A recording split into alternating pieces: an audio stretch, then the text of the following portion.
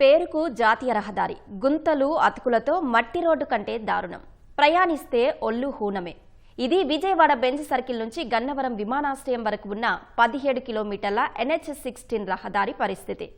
నిత్యం వందలాది వాహనాలు తిరుగుతున్న హైవేపై అక్కడక్కడ తారు లేచిపోయి అడుగుకో అతుకులతో మారుమూల మట్టి రోడ్డు కన్నా అధ్వానంగా ఉంది. ఎయిర్పోర్టుకు వెళ్లే ప్రధాన మార్గం దారుణంగా ఉండడంతో ప్రయాణికులు బెంబేలెత్తుతున్నారు. విజయవాడ బెంజ్ సర్కిల్ నుంచి గన్నవరం విమానాశ్రయం వరకు ఉన్న జాతీయ రహదారి అతుకుల బొంతలా తయారైంది. ఈ మార్గంలో రోడ్డంతా మొత్తం 221 అతుకులు ఉన్నాయి.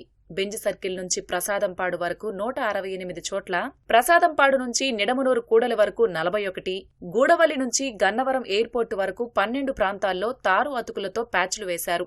ఉన్న 17 కిలోమీటర్ల రోడ్డుపై 221 అతుకులున్నాయి.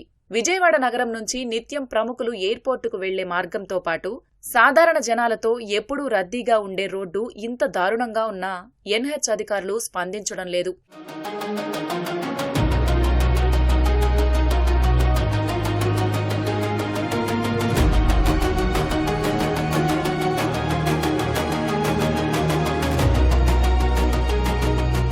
విజయవాడ బైపాస్ అందుబాటులోకి వచ్చినా నగరం నుంచి విమానాశ్రయానికి వెళ్లే వారికి అది చాలా దూరం అవుతుంది.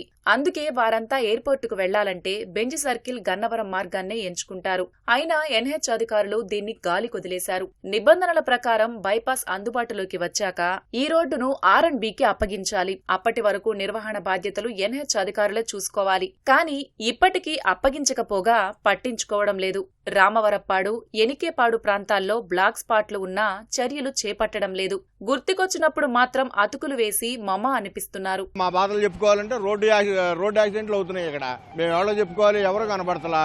ఎందుకంటే వాళ్ళు ఔటర్ రింగ్ రోడ్డు పడింది, అటు నుంచి అటు వెళ్ళిపోతున్నారు. కార్లు కింద సంపులు తగిలి పగిలిపోయి ఇంజిన్ ఆయిల్ గారిపోయి యాక్సిస్ తిరిగిపోయి రోడ్లు ఆగిపోతున్నాయి, రోడ్డు మీద ఆగిపోతున్నాయి. ఒక చేలో పొలం గట్ల మీద నడిచినట్టుంది కానీ రోడ్డు మీద నడిచినట్లేదు. అది పరిస్థితి. మరి హైవే వాళ్ళు ఏం చేస్తున్నారో, సెంట్రల్ గవర్నమెంట్ ఏం చేస్తుందో, స్టేట్ గవర్నమెంట్ ఏం చేస్తుందో ఏం అర్థం కావట్లేదు. బెంజ్ సర్కిల్ దగ్గర నుంచి గన్నవరం వెళ్లే రోడ్డు బాగలేదు. పర్ఫెక్ట్ గా అది అనేక సార్లు వేస్తున్నారు. అయినా సరే దానివల్ల ఉపయోగం లేదు. త్వరగా పోతుంది. మొత్తం అంతా అప్ అండ్ డౌన్ వచ్చి ట్రాఫిక్ కి చాలా ఇబ్బంది అయ్యి ప్రమాదాలు జరుగుతున్నాయి. కాబట్టి దీని మీద గవర్నమెంట్ స్పందించి దానికి పర్మనెంట్ సొల్యూషన్ ఇవ్వాలి. NH-16పై తారు లేచిపోయినప్పుడల్లా అతుకులతో కాలక్షేపం చేయకుండా 17 కిలోమీటర్ల మేర కొత్త లేయర్ ఏర్పాటు చేస్తేనే సమస్య పరిష్కారం అవుతుంది. ప్రధాన రద్దీ రహదారిని ప్యాచ్ వర్కులతో సరిపెట్టకుండా పూర్తి స్థాయిలో నిర్మాణం చేపట్టాలి. ప్రయాణం సాఫీగా సాగేలా NHAI చర్యలు తీసుకోవాలని వాహనదారులు, స్థానికులు డిమాండ్ చేస్తున్నారు. కెమెరామెన్ సైదాతో సాయి కృష్ణ, ఈటీవీ న్యూస్, విజయవాడ.